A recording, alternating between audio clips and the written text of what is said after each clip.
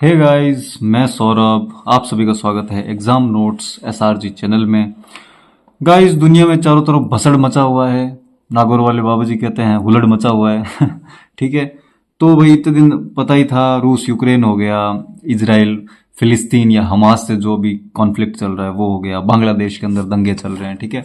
तो ये सारी चीजों के बीच में कल ही देखो अपने एक और क्या कहते हैं भसड़ वाली खबर आ गई। तो क्या हुआ भाई, ये अपने यहाँ पे जो ये वर्ल्ड का मैप है, यहाँ पे ये चाइना है, ये अपना भारत महान। ठीक है। तो इधर की तरफ क्या है, ये उत्तरी कोरिया है और ये दक्षिणी कोरिया। इस दक्षिणी कोरिया के अंदर क्या हुआ, वहां के जो राष्ट्रपति है उन्होंने आपातकाल लगा दिया। ठीक है। आपातकाल, इमरजेंसी। ठीक है। अपने भारत के अंदर भी याद हो तो। ठीक है। लेकिन गाइज यहाँ पे है ना, लोकतंत्र की जो ताकत होती है ना, वो देखने को हमें मिलती है। ठीक है। वहां के राष्ट्रपति ने आपातकाल लगाया, लेकिन रात बीतते बीतते वहां की जो संसद है उसने उस आपातकाल को क्या किया, हटा दिया। ठीक है। तो ये देखो लोकतंत्र की कहीं ना कहीं पावर होती है। तो आप थोड़ा सा, बहुत सारी चीजें आपको अब इस सारे मामले में सुनने को मिल रही है, लेकिन एग्जाम पर्सपेक्टिव से क्या इंपॉर्टेंट है हम उस पर बात करेंगे। ठीक है। तो एग्जाम पर्सपेक्टिव से जो जो चीजें इंपॉर्टेंट है उस पर बात करते हैं। देखो भाई साहब, अपने को इसमें यह ध्यान रखना है, एक तो उत्तरी कोरिया की जो ज्योग्राफिकल लोकेशन है वो ध्यान रखना। ठीक है। उत्तरी प्रशांत महासागर में, चाइना के पास में। ठीक है। भारत और चाइना के पूर्वी साइड में और जापान के पश्चिमी साइड में ये लोकेटेड है। ठीक है, ध्यान रखना। तो भाई अब देखो इसके बारे में थोड़ा पढ़ते हैं, हुआ क्या यहाँ पे, ये पूरा मसला क्या है। ठीक है। तो भाई देखो यहाँ पे क्या है, ये साउथ कोरिया जो है इसकी राजधानी है सियोल। ओके। और यहाँ के जो राष्ट्रपति है उनका नाम याद रखना, युन सुक योल। क्या नाम है उनका? युन सुक योल। अब इनकी जो पार्टी है उसका नाम है पीपल पावर पार्टी। अब इनके भाई साहब क्या जची पता नहीं, घर पे पत्नी से लड़के आए थे, क्या मजा है, मुझे तो खुद कोई समझ में नहीं आ रहा। आए और अचानक बोला कि यहाँ के जो नेता है सारे पॉलिटिशियन वो भ्रष्ट हो चुके हैं, नॉर्थ कोरिया के प्रभाव में आ रखे हैं। तो भाई साहब उन्होंने क्या किया, सारों के सारों को जेल में डालने के लिए आपातकाल लगा दिया। बंदा भाई साहब वास्तव में किम जोंग की संगत का असर होगा, पड़ोस का तो फर्क पड़ता ही है यार, इसीलिए कहते हैं ध्यान रखा करो, डोड़ वाले लोगों को दूर रहना चाहिए नहीं। तो भाई साहब कुछ लोग कह रहे हैं भाई चौधरी साहब री चौधर चाली हट है, अमेरिका ने करवाया है सारा कुछ। ठीक है, हो सकता है करवा सकता है, अपने क्या कह सकते हैं। पर यहां पे एक बात तो निकल के जरूर आ रही है भाई साहब, लोकतंत्र है ना वो वाकई में बहुत ही एक सही व्यवस्था है। ठीक है। जो तानाशाही है ना उसके ऊपर जो तमाचा मारने वाले कोई अगर मैं व्यवस्था मानता हूं वो लोकतंत्र है। ठीक है। तो यहाँ पे जो यहाँ की संसद जो थी उसने क्या किया, शाम होते होते ढलते क्या किया, उस जो इमरजेंसी लगी थी उसको हटा दिया। और ये जो राष्ट्रपति साहब है उनके ऊपर महाभियोग अब चलाया जाएगा, जिसको अपने इंग्लिश में इम्पीचमेंट बोलते हैं। ठीक है। अब भाई देखो इम्पीचमेंट पे बात थोड़ी सी कर देता हूं, लेकिन उससे पहले मैं थोड़ी दो बातें और करना चाहूंगा। पहली चीज तो डेमोक्रेसी इंडेक्स, इसके बारे में ध्यान रखना, आने वाले आगामी पेपरों में आपसे पूछा जा सकता है। ठीक है। डेमोक्रेसी इंडेक्स या लोकतंत्र सूचकांक जो होता है वो ये कहता है कि साउथ कोरिया की जो रैंकिंग है वो 22वीं रैंक है, जबकि अपना भारत महान है उसकी रैंकिंग क्या है, 41। हाँ, हंसी आती है यार थोड़ी सी। ये तो यार हैप्पीनेस इंडेक्स वाला देखा क्या, पाकिस्तान या भाई साहब इंडिया से भी खुश। वो मुझे लगता है ये इंडेक्स बनाने वाले है ना, वो मीम्स देखते हैं तो पाकिस्तान वालों पे बहुत सारे मीम्स बनते हैं, उनको लगता है ये लोग बहुत खुश मिजाज है। अरे भाई साहब खुश मिजाज नहीं है, वो बुक्कड़ है। खैर कौन समझाए सबको। तो भाई साहब ये देखो ये रैंकिंग जो है ये भी मुझे कहीं ना कहीं थोड़ी सी सही नहीं लगती, क्योंकि ये जो आप साउथ कोरिया का जब देखोगे ना आप, इनके जो राष्ट्रपति हैं, कभी किसी राष्ट्रपति की हत्या हो जाती है, कभी वहां की सेना क्या करती है, वहां के राष्ट्रपति को हटा देती है। तो ये चीजें होती रहती है। और अब कल की लेटेस्ट खबर यही थी कि देख लो राष्ट्र आपातकाल लगा दिया, लेकिन लोकतंत्र फिर से जीत गया। ठीक है। तो ये थोड़ी रैंकिंग ध्यान रखना, इसकी 22 और इन अपने भारत महान की क्या है 41, ध्यान रखना। ठीक है। अब देखो भाई आपातकाल है ना, उसके बारे में थोड़ा अपने इंडिया के बारे में थोड़ा पढ़ लेना, क्योंकि अभी जो नेक्स्ट एग्जाम्स आएंगे ना तो उनके अंदर ये मुद्दे हैं ना, ज्वलंत मुद्दे हैं। तो ये बहुत महत्वपूर्ण रहेंगे आप सबके लिए कि भाई जो अपने राष्ट्रपति जो आपातकाल शक्तियां हैं राष्ट्रपति की, या फिर राष्ट्रपति पे जो महाभियोग लाया जाता है वो अपने एग्जाम के लिए कैसे उससे रिलेटेड अपने एग्जाम में क्वेश्चन पूछे जा सकते हैं। ठीक है। तो उसी की बात करते हैं। तो राष्ट्रपति की आपातकालीन शक्तियां हमारे यहाँ पे क्या होती है, तीन भागों में बांट देते हैं। ठीक है। एक तो राष्ट्रीय आपातकाल, एक राष्ट्रपति शासन और एक वित्तीय आपातकाल। ठीक है। राष्ट्रीय आपातकाल आपको पता है बाहरी आक्रमण हो जाए या फिर अंदर बहुत ज्यादा हुल्लड़ मच जाए, दंगे हो जाए। ठीक है। तब क्या करता है राष्ट्रपति, राष्ट्रीय आपातकाल लगाया जाता है राष्ट्रपति के द्वारा। और ये जो राष्ट्रपति शासन है ये तब लगाया जाता है जब किसी राज्य के अंदर जो विधानमंडल है, विधानसभा जो है, वो उसको सही से सुचारू रूप से चला ना पाए, वहां की व्यवस्था फेल हो जाए, ठीक है, तो तब जाके राष्ट्रपति शासन लगाया जाता है, ठीक है। और वहां की जो विधायिका होती है उसको विधानमंडल जो होता है, विधानसभा जो होती है, उसको भंग कर दिया जाता है और डायरेक्ट जो केंद्र द्वारा संचालित हो जाता है, वहां के रूल रेगुलेशन सारे सेंटर बनाता है। और वित्तीय आपातकाल, जब मान लो जो कहते हैं ना पैसे कर्मचारियों को देने के लिए भी पैसे ना हो सरकार के पास, तब ये वित्तीय आपातकाल लगता है, जिसके अंदर बहुत सारी सरकार कटौतियां कर सकती है, बहुत सारे जो फाइनेंशियली जो डिसीजंस होते हैं वो ले सकती है फ्रीली, ठीक है। तो ये वित्तीय आपातकाल हो गया। अब यहाँ पे लोकतंत्र की खूबसूरती देखो कैसे आती है, बार बार मैं देखो फिर से बार बार एक शब्द क्यों बोल रहा हूं, इसीलिए बोल रहा हूं क्योंकि आपातकाल लगाना है ना आसान है। आपातकाल राष्ट्रपति लगा, एग्जीक्यूटिव चाहे तो राष्ट्रपति को बोल के आपातकाल लगवा सकते हैं, कोई दिक्कत नहीं। लेकिन उस आपातकाल को लगाए रखना बहुत ज्यादा मुश्किल है, ठीक है, और उस आपातकाल को हटाना बहुत ज्यादा आसान।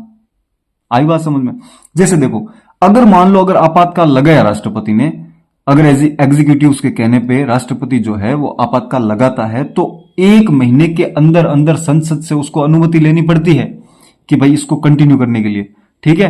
अब मान लो 1 महीने की अनुमति मिल भी जाए 1 महीने के अंदर कभी भी, ठीक है, तो अनुमति मिलने के बाद भी हर 6 महीने के बाद है ना अनुमति लेनी पड़ती है, हर 6 महीने के अंदर अंदर।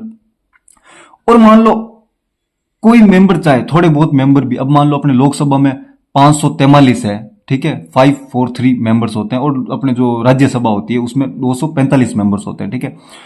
तो उनमें से अगर उनका जो 1/10 जो मेंबर है, 1/10, अब देख लो कितने होंगे, ठीक है, 1/10 का मतलब हो गया 50 मेंबर, 54-56 मेंबर जो है, अगर इतने मेंबर भी अगर चाह लें कि भाई ये जो राष्ट्रपति शासन है इसके ऊपर पंचायत होनी चाहिए संसद के अंदर, तो पंचायत करवानी पड़ती है। अगर लोकसभा में अगर ये बात जाती है तो लोकसभा अध्यक्ष जो होता है वो करवाता है पंचायती, राज्यसभा में जाता है तो सभापति जो होता है वो उसके लिए क्या करता है, बैठक बुलवाता है और वहां पे पंचायत करवाई जाती है, बोले तो चर्चा करी जाती है अपने, ठीक है, ध्यान रखना। तो इसीलिए हटाना थोड़ा आसान है, ध्यान रखना। और एक नोट लगा के ये थोड़ी सी बात याद रख लेना, नोट वाली बात है ये, इसका थोड़ा ध्यान रखना। ये क्या है कि भाई कोई भी आपातकाल होता है ना, उसके बाद में जो मौलिक अधिकार होते हैं उनको राष्ट्रपति निलंबित कर सकता है, ये शक्ति उसके पास में होती है। लेकिन राष्ट्रपति निलंबित कर सकता है, लेकिन इसमें जो आर्टिकल 20 और आर्टिकल 21 जो है 21, इन दोनों को निलंबित नहीं किया जा सकता, ठीक है। ये अपराध से संरक्षण है, आर्टिकल 20 जो है वो अपराध से संरक्षण है, और आर्टिकल 21 जो है वो दैहिक और प्राण की स्वतंत्रता जो है उसका अधिकार है। इनको निलंबित नहीं किया जा सकता आपातकाल के दौरान भी, ध्यान रखना, ठीक है। तो ये तो होगी आपातकाल से संबंधित बातें, ठीक है। अब है ना मेन इंपॉर्टेंट बात जो आपको बता रहा हूं, इंपीचमेंट की प्रोसेस, ठीक है, इसका भाई थोड़ा सा विशेष तौर पे थोड़ा ध्यान रखना, ठीक है। ये थोड़ी अपने लिए बहुत महत्वपूर्ण हो जाती है, इसका थोड़ा आप ध्यान ही रख लेना, क्योंकि आने वाले एग्जाम्स के अंदर ये अपना महत्वपूर्ण जो रोल है अदा करेगी, ठीक है। यहां से क्वेश्चन बनने वाले हैं। तो भाई देखो, इंपीचमेंट महाभियोग जो होता है उसके बारे में अपना जो संविधान है उसके अंदर आर्टिकल 56 आर्टिकल 61 61 और आर्टिकल 361 जो है उनके अंदर लिखा गया है, ठीक है। आर्टिकल 56 क्या कहता है, महाभियोग के अलावा अन्य तरीके से नहीं हटा जाए। राष्ट्रपति जो है उसको महाभियोग के अलावा किसी अन्य तरीके से आप नहीं हटा सकते। बाई चांस अगर मान लो उसके खिलाफ वायलेशन ऑफ कॉन्स्टिट्यूशन या संविधान का अतिक्रमण करने का जो आरोप लगते हैं अगर राष्ट्रपति के ऊपर, तो आप उसको महाभियोग के थ्रू ही हटा सकते हो। ऐसा नहीं है कि लो राष्ट्रपति साहब घर चलो या फिर उसके ऊपर कोई केस वेस ठोक के उसको हटा दिया, ना ना ना ना, ऐसा नहीं कर सकते, ठीक है। तो महाभियोग के अलावा कोई दूसरा तरीका नहीं है, महाभियोग के अलावा अन्य तरीके से नहीं हटाया जा सकता। आर्टिकल जो 61 है वो महाभियोग की जो संपूर्ण प्रक्रिया है उससे संबंधित है, ध्यान रखना। और आर्टिकल 361 है वो संवैधानिक सुरक्षा है। अब देखो भाई साहब, संवैधानिक सुरक्षा कैसे, राष्ट्रपति, राज्यपाल और राज प्रमुख जो है उनको संवैधानिक सुरक्षा कैसे भाई साहब, कि मान लो अब वो पद पर है तो उन पर है ना एग्जीक्यूटिव प्रेशर नहीं बना सकते कि उनके ऊपर कोई केस ठोक दिया, उनको जेल में भेज दिया या फिर उनको धमकी दे दी, ऐसा कुछ भी नहीं हो सकता, ठीक है। तो उनके ऊपर कोई भी आपराधिक कार्रवाई नहीं हो सकती, गिरफ्तारी नहीं हो सकती, जेल नहीं हो सकती, ठीक है। नो सिविल प्रोसीडिंग, ठीक है। कोई भी दीवानी मामले हैं उनके ऊपर, जैसे कोई विवाद वगैरह, ठीक है, मनी लॉन्ड्रिंग वगैरह, उस टाइप से कोई भी आरोप आप उस पर उन पे लगा के उनको नहीं हटा सकते, उनके ऊपर दबाव नहीं बना सकते, वो स्वतंत्र है, ध्यान रखना, ठीक है। अब भाई देखो महाभियोग की जो प्रक्रिया है उसके बारे में पढ़ते हैं, ठीक है। बहुत ही अच्छे तरीके से बताऊंगा, भूलोगे नहीं आप जिंदगी भर, ठीक है। और आगे वाले आने वाले एग्जामों में ना देख लेना, इनमें से क्वेश्चन आपको पक्का मिल जाएंगे, ठीक है। तो ये जो exam perspective, exams important related जो फैक्ट है वो अपने बात करते हैं उनसे, ठीक है। तो भाई देखो महाभियोग की जो प्रोसेस होती है वो स्टार्टिंग कैसे होती है, एक पिटिशन होती है। सबसे पहले क्या होता है, मान लो राष्ट्रपति ने कुछ किया तो उसके ऊपर क्या होती है, एक पिटिशन, मतलब एक कागज का टुकड़ा होता है, दस्तावेज होता है, उसके ऊपर जो भी उसने किया है उसके आरोपों को लिखा जाता है, ठीक है। आई बात समझ। अब वो आरोप है ना, उनको कॉन्स्टिट्यूशन में कैसे बयान किया गया है, वायलेशन ऑफ द कॉन्स्टिट्यूशन या संविधान का अतिक्रमण करने के जो भी उनके ऊपर आरोप लगे हैं वो उस पिटिशन के अंदर लिखे जाते हैं। फिर वो पिटिशन क्या होता है, या तो लोकसभा में आता है या फिर राज्यसभा में आता है, दोनों में से किसी भी सदन में आ सकता है। यहां पे ये क्यों बता रहा हूं, क्योंकि जो अगर उपराष्ट्रपति पे अगर प्रोसेस मतलब होता है ना इस टाइप से, तो राज्यसभा में पहले होती है कार्यवाही, ध्यान रखना। आई बात समझ में। जो पंचायती होती है, चर्चा होती है, वो राज्यसभा में पहले होती है, जबकि राष्ट्रपति के केस में क्या होता है, दोनों में से किसी भी सदन में लाया जा सकता है, चाहे तो लोकसभा में लाया जा सकता है या फिर राज्यसभा में लाया जा सकता है, ठीक है। तो भाई लोकसभा में लाया जाता है, और फिर क्या होता है, लोकसभा के जो 543 मेंबर है उनमें से अगर 1/4 मेंबर जो होते हैं उनके उस पर हस्ताक्षर करवाए जाते हैं। मतलब अगर लोकसभा में आया तो 136 मेंबर जो होते हैं, जो कि 25% है, या फिर 1/4 आप कह दो, 136 मेंबर्स के उसके ऊपर पिटीशन के ऊपर हस्ताक्षर होते हैं, ठीक है। और अगर वो राज्यसभा में आया है तो 245 जो मेंबर्स हैं, ठीक है, जो उनका 1/4 क्या हो गया, 25% हो गया, 62, ठीक है, 62 इतने हस्ताक्षर करवाने पड़ते हैं उस पिटीशन के ऊपर। ये जो पिटीशन है इसके ऊपर हस्ताक्षर करवाने पड़ते हैं। जैसे ये हस्ताक्षर हो जाते हैं तो फिर क्या होता है, अगर लोकसभा में आई है तो लोकसभा अध्यक्ष, अगर बात शुरू हुई है राज्यसभा से तो फिर राज्यसभा का जो सभापति होता है वो राष्ट्रपति को नोटिस भेजता है, ठीक है। और 14 दिन का टाइम जो होता है वो राष्ट्रपति को दिया जाता है। जो भी पंचायती चर्चा होती है ना, अपने पंचायती यार याद रखने के लिए बोल रहा हूं, पंचायत चर्चा बोलते हैं, ठीक है, डिस्कशन, ठीक है, उसके लिए राष्ट्रपति को 14 दिन का वक्त दिया जाता है, 14 दिन का वक्त दिया जाता है, 14 डेज का जो होता है टाइम पीरियड दिया जाता है उनको, ताकि वो राष्ट्रपति अपना पक्ष पुख्ता करे। अब इस 14 डे के बाद क्या होती है, पंचायत होती है। इस पंचायती के लिए, इस चर्चा के लिए राष्ट्रपति चाहे तो स्वयं आ सकता है, चाहे तो अपने प्रतिनिधि को भेज सकता है। यहां पर ध्यान रखना, महान्यायवादी जो होता है उसको नहीं भेजा जा सकता, ध्यान रख लेना, ठीक है।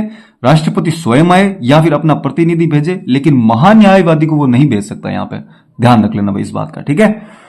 तो भाई देखो भाई 14 दिन राष्ट्रपति को दे दिए, सब रेडी रेट है मामला। अब होगी भाई पंचायती, 14 दिन के बाद होगी चर्चा। आई बात समझ में। तो भाई साहब 14 दिन के बाद चर्चा होगी।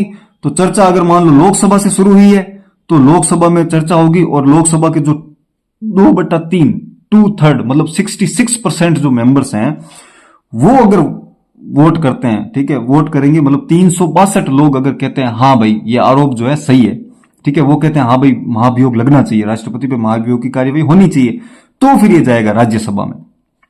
अगर कार्यवाही राज्यसभा से शुरू हुई है तो राज्यसभा के जो 245 में से अगर मान लो 2/3 मतलब 66%, 164 लोग अगर कहते हैं हाँ भाई राष्ट्रपति पे क्या होना चाहिए, महाभियोग लगना चाहिए, तो ये जाएगा फिर लोकसभा में, ध्यान रखना, ठीक है, समझ गए। दोनों में से किसी सदन में लाया जा सकता है, समझ गए। फिर मान लो जिस भी सदन में वो क्या होता है 1/4 हस्ताक्षर चाहिए पहले, तो फिर राष्ट्रपति को नोटिस जाता है, फिर राष्ट्रपति पर चर्चा के लिए आता है, फिर क्या होता है लोकसभा का जो 2/3 या फिर राज्यसभा का जो 2/3, ठीक है, जिसमें भी पहले आया है बिल, वहां के जो 2/3 जो मेंबर्स होते हैं, 66% जो मेंबर्स होते हैं वो कहते हैं हाँ भाई महाभियोग लगना चाहिए, तब वो आगे वाले सदन में, दूसरा जो सदन होता है उसमें जाता है, ठीक है। अगर लोकसभा में आया तो राज्यसभा में जाएगा, राज्यसभा में आया तो लोकसभा में जाएगा, ठीक है। अब ये जो दूसरा सदन है वो क्या करवाता है, इस मामले की जांच करवा सकता है, इसके पास ये अधिकार होता है, ठीक है। अब वो जांच क्या कर सकता है, वो अपनी कमेटियां जो बना रखी है उनसे करवा सकता है, सुप्रीम कोर्ट से करवा सकता है, हाई कोर्ट से, उनके पास ये शक्तियां होती है। इसीलिए यहां पे एक नोट लगा के मैंने बात लिखी है, जो कि यूपीएससी के एग्जाम में पूछी गई है, और यहाँ पे जो अपने आरएस का एग्जाम हुआ राजस्थान में उसके अंदर भी पूछी गई है, और अन्य एग्जामों में भी ये क्वेश्चन मेरे को देखने को मिला है, ठीक है। तो ये बहुत ही महत्वपूर्ण क्वेश्चन है, इसका थोड़ा सा ध्यान ही रखना आप, ठीक है। महाभियोग एक अर्ध न्यायिक प्रक्रिया है, ध्यान रखना। महाभियोग एक अर्ध न्यायिक प्रक्रिया है, ठीक है, जिसके इंग्लिश में एक इसके लिए वर्ड यूज किया जाता है क्वासी जुडिशियल प्रोसीडिंग, ध्यान रखना, ठीक है, क्वासी जुडिशियल प्रोसीडिंग, ध्यान रखना, ठीक है। Impeachment is a quasi judicial proceeding, ठीक है, ध्यान रखना। क्यों है ये? इसका कारण ये है, जो दूसरा सदन जो होता है, चाहे वो अगर मान लो पहला अगर लोकसभा है तो दूसरा राज्यसभा, पहला अगर राज्यसभा है तो दूसरा लोकसभा, तो ये जो दूसरा सदन होता है वो राष्ट्रपति पे जो आरोप लगे हैं उनकी जांच करवा सकता है। आई बात समझ में? जांच करवाता है और उस पर जो निर्णय आता है, जो कमेटी निर्णय करती है, वो यहां पे दिया जा सकता है, ध्यान रखना। तो इसीलिए क्या महाभियोग क्या एक अर्ध न्यायिक प्रक्रिया है। अब ये जो जैसे ही मान लो जांच वांच हो जाती है, सारा मामला क्लियर हो जाता है, उसके बाद होती है फिर से वोटिंग, और जैसे ही वोटिंग होती है तो वोटिंग में फिर से वापस 2/3 जो मेंबर्स होते हैं वो करते हैं दूसरे सदन के, ध्यान रखना, ठीक है। 2/3 लोग जैसे वोटिंग करते हैं, अगर वो पारित हो जाता है तो राष्ट्रपति को पद से हटा हुआ माना जाता है। अगर मान लो दोनों में से एक भी सदन मना कर देता है, नहीं भाई आप गलत है, ये मामला बात सही नहीं है, गलत आरोप लगा, झूठा ही फंसा हो बाप रे, तो भाई साहब कुछ भी नहीं हो सकता, तुरंत वो बिल होता है, वो जो इंपीचमेंट का जो प्रोसेस होता है वही खत्म हो जाता है, ठीक है। तो ये भाई इंपीचमेंट के बारे में ध्यान रखना। जबकि अपना साउथ कोरिया है ना, वहां पे थोड़ा सा ये है सिस्टम, वहां पे 300 है, संसद के अंदर मेंबर कितने हैं? 300 में से 200 मेंबर अगर कह दे कि इंपीचमेंट होना चाहिए, तो फिर क्या होता है, एक 9 सदस्य मेंबर की कमेटी बनती है जो जांच करती है। फिर उन 9 में से 6 या 6 से ज्यादा मेंबर्स अगर कहते हैं हाँ भाई ये जो इसके ऊपर आरोप लगे हैं वो बिल्कुल सही है, अगर वो कह देती है इसको इंपीचमेंट जो है महाभियोग है वो सही है, तो वहां के राष्ट्रपति को हटा दिया जाता है, वहां के राष्ट्रपति को हटा हुआ माना जाता है पद से, ठीक है। और भाई साहब बस इतना ही है, और इसके अलावा तो बहुत सारी चीजें हैं। वैसे मेरा पॉलिटिक पढ़ाऊंगा तब आपको बहुत अच्छे से अच्छी अच्छी जानकारियां बताऊंगा, इसके बारे में फैक्ट्स बताऊंगा, पर आप इस बात को तो जरूर याद ही रख लेना, क्योंकि ये आने वाले एग्जाम्स में आपको देखने को मिलेगी। क्योंकि आपको पता है आजकल के जो एग्जाम्स होते हैं उनमें करंट से रिलेटेड चीजें बहुत ज्यादा पूछी जाती है, उनसे एसोसिएट चीजें पूछी जाती है। तो भाई साहब वीडियो अच्छा लगा तो लाइक कर देना, ठीक है, कमेंट भी कर देना, और स्वस्थ रहे, मस्त रहे, अपना ख्याल रखें, अच्छे से पढ़ाई करते रहें। Okay, ta ta, bye bye.